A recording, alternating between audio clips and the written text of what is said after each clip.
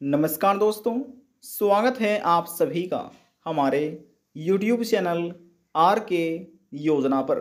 एक और नया ताज़ा अपडेट, लेटेस्ट न्यूज़ आप सभी पेंशन धारकों के लिए लेकर हाजिर हो चुके हैं। यदि आप भी एक पेंशन धारक हैं, सरकार से दिव्यांग, विधवा, वृद्धावस्था, कुष्ठ अवस्था या तलाकशुदा में से किसी भी एक पेंशन का लाभ ले रहे हैं, आपकी भी पेंशन बनी हुई है। आज की यह खबर, यह जानकारी आपके लिए ही है, क्योंकि इस वीडियो के माध्यम से हम आपको जानकारी देने जा रहे हैं रुकी हुई पेंशन राशि कब बैंक खाते में आएगी। रुकी हुई पेंशन आखिरकार किन लाभार्थियों को दी जाएगी, जिसमें 3,000 रुपये से लगाकर 9,000 रुपये पेंशन राशि सरकार लाभार्थियों को देने जा रही है। यदि आपकी भी पेंशन रुक रही है पिछले 2 महीने से, 3 महीने से या 6 महीने से, यह खबर, यह वीडियो आपके लिए ही है। ध्यान से आप देखिएगा और जानकारी समझिएगा। वीडियो की शुरुआत करने से पहले हमारा आपसे निवेदन है, यदि आप हमारे चैनल पर पहली बार आए हैं तो चैनल को सब्सक्राइब ज़रूर कर लीजिएगा। साथ ही बेल आइकन के बटन को प्रेस करना ना भूलें, ताकि जो हमारी वीडियो का नोटिफिकेशन है वह सबसे पहले आपको प्राप्त हो और आप सबसे पहले ही उसका लाभ उठा सके। चलिए वीडियो की शुरुआत कर लेते हैं। देखिए, सभी राज्य में अलग अलग पेंशन राशि निर्धारित करके सरकार की तरफ से दी जा रही है। कुछ पेंशन स्कीम ऐसी हैं जो केवल राज्य सरकार द्वारा चलाई जा रही है, जो राज्य के अधीन आते हैं उनको ही राज्य सरकार पेंशन देती है। और कुछ पेंशन स्कीम ऐसी है जो सेंट्रल गवर्नमेंट यानी कि केंद्र सरकार चलाई जा रही है। अब जो केंद्र सरकार की स्कीम होती है वह पूरे भारत में सभी राज्य में मान्य होती है। जैसे कि Indira Gandhi old age national pension scheme, Indira Gandhi, जैसे कि देखिए Indira Gandhi national disability pension scheme. इसी प्रकार से है Indira Gandhi national window pension scheme. ये पेंशन स्कीम ऐसी है जो कि केंद्र सरकार की देखरेख में चलाई जा रही है। किसी राज्य में 300 रुपये प्रति महीना पेंशन सरकार दे रही है, किसी राज्य में 400 रुपये से लगाकर 500 रुपये भी है, और अन्य राज्य में 600 रुपये प्रति महीना भी सरकार पेंशन राशि दे रही है।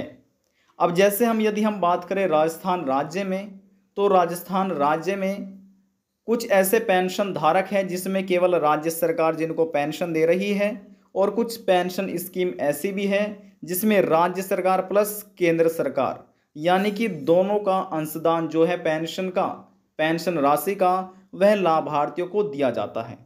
अब जैसे राजस्थान में किसी लाभार्थी को 1,500 रुपये पेंशन के दिए जा रहे हैं, तो इसमें कुछ अंशदान होता है राज्य सरकार का, जैसे कि 1,200 रुपये हैं राज्य सरकार की तरफ से प्लस 300 रुपये हैं केंद्र सरकार की तरफ से। इस प्रकार से कुल मिलाकर ये पेंशन राशि लाभार्थियों को दी जा रही है।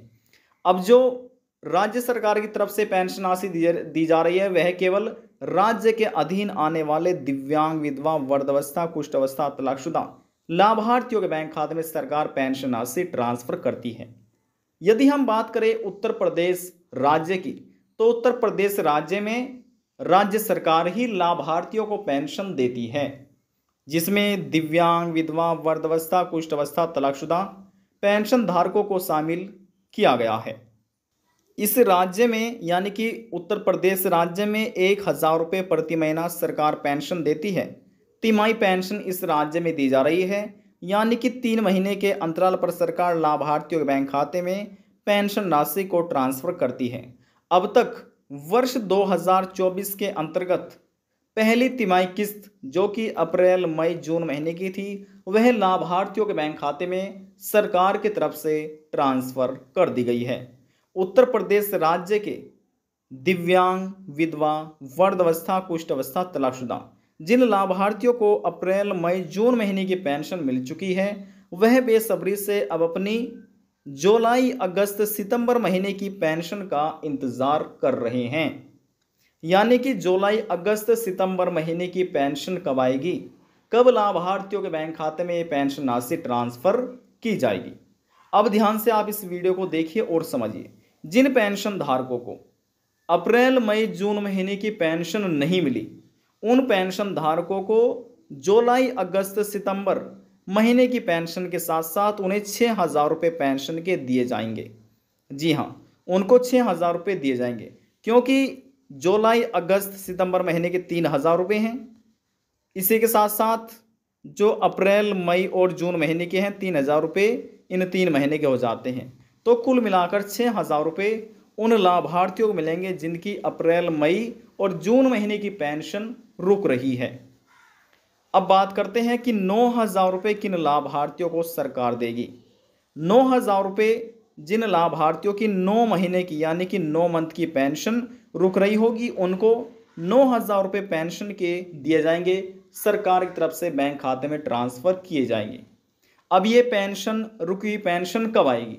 जब सरकार लाभार्थियों के बैंक खाते में जुलाई अगस्त सितंबर महीने की पेंशन ट्रांसफ़र करेगी।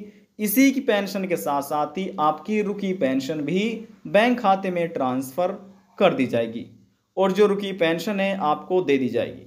अब देखिए, आप किसी अन्य राज्य के पेंशन धारक हैं या फिर आप उत्तर प्रदेश के हैं, किसी भी राज्य के आप पेंशन धारक है, तो आपके कुछ महत्वपूर्ण कार्य पूरे होने चाहिए, तभी आप अपनी रुकी हुई पेंशन प्राप्त कर सकते हैं। जैसे कि पेंशन का EKYC है, जिसे आप आधार वेरिफिकेशन या आधार ऑथेंटिकेशन भी आप बोल सकते हैं, जो कि आपके आधार कार्ड के माध्यम से होना है। नज़दीकी कॉमन सर्विस सेंटर पर जाकर ये कार्य आप पूरा करा सकते हैं। अब दूसरा है, यदि आप बैंक खाते में अपनी पेंशन प्राप्त करना चाहते हैं तो आपके बैंक खाते से आपका आधार कार्ड लिंक होना चाहिए। जिसने पैन कार्ड लिंक अभी तक नहीं कराया वह अपने पैन कार्ड को भी साथ साथ लिंक करा लीजिए और इसी के साथ साथ आपका NPCI मैपिंग भी होना चाहिए, क्योंकि इसी की वजह से उत्तर प्रदेश राज्य में विधवा महिलाओं को, तलाकशुदा महिलाओं को, ऐसी लाखों महिला थी जिनकी पेंशन नहीं मिल पाई थी, क्योंकि उनका NPCI मैपिंग नहीं हो रहा था। और उत्तर प्रदेश राज्य में इस बार आधार बेस्ड पेमेंट किया गया है। तो सरकार चाहे आधार बेस्ड पेमेंट करे या अकाउंट बेस्ड पेमेंट करे, आपका यह कार्य पूरा होना चाहिए। सरकार जैसे भी पेमेंट करती है तो आपको आसानी से पेमेंट पेंशन के प्राप्त हो सके, तो ये कार्य करना आपको बहुत ही ज़रूरी है, अनिवार्य है। अब बात करते हैं कि बहुत से तो ऐसे भी पेंशन धारक हैं जिनके कहीं ना कहीं पेंशन एप्लीकेशन फॉर्म में गलतियां है, जैसे कि किसी के नाम में गलतियां है, किसी के नाम की मात्राओं में गलतियां है, या फिर जन्मतिथि में या बैंक की इंफॉर्मेशन में जैसे कि IFSC कोड या अकाउंट नंबर में गलतियां हो जाती है, जिस वजह से लाखों लाभार्थियों की पेंशन रुक रही है, बैंक खाते में नहीं पहुंच रही। यदि आपका भी कुछ ऐसा ही है, आपके आवेदन फॉर्म में लगता है कि कहीं ना कहीं गलतियां हैं, तो देखिए, यदि हम उत्तर प्रदेश की बात करते हो, उत्तर प्रदेश में कुल 75 ज़िले हैं, यानी कि 75 जनपद हैं। सरकार द्वारा प्रत्येक ज़िले में एक ज़िला समाज कल्याण या विकास भवन आप कह सकते हैं, ये बनाया गया है। अब आपके ज़िले के जितने भी दिव्यांग, विधवा, वृद्धावस्था या कुष्ठ अवस्था पेंशन धारक हैं, तो पूरा डेटा उन अधिकारियों के पास होता है जो आपके ज़िला समाज कल्याण या विकास भवन में बैठे होते हैं। तो वहाँ पर जाकर आप अपनी गलतियों को ठीक करा सकते हैं।